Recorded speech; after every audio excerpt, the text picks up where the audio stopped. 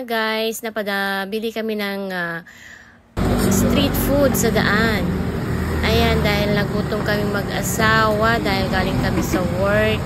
Ang hubby ko, nag-tour siya ng mga tourist guys. Tapos ako naman galing sa work. At pagod na pagod guys. Nagbuhat, nag-display. Ayan guys.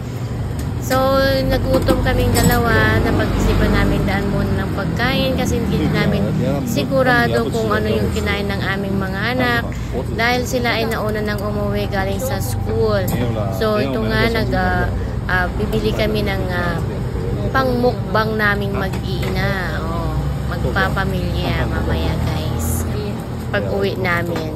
Ito guys ang aming o-order medyo madami-dami pagpipilian guys. So, may chicken, may mga vegetables. Ayan guys. Ang dami. Diba? Kasi guys, pagdating namin sa bahay, hindi na kami makakapagluto kasi parehas na kaming pagod. Kaya, bili na lang kami ng mga ready-made na pagkain guys. Para pagsasaluhan namin pagdating namin sa bahay. So, ayan na, hihintay na lang po namin ang aming order. Ayan, habang hinihintay namin ang order namin guys. Pero ito na.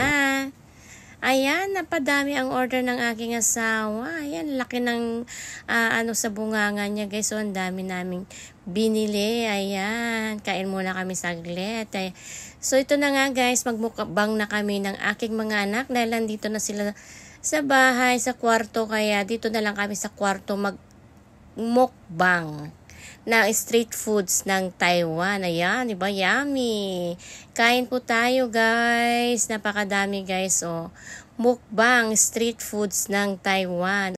So, guys, kain muna kami kasi mamaya patutulugin ko ng aking anak after namin kumain kasi gabi na rin, guys. Thank you for watching. Until next video.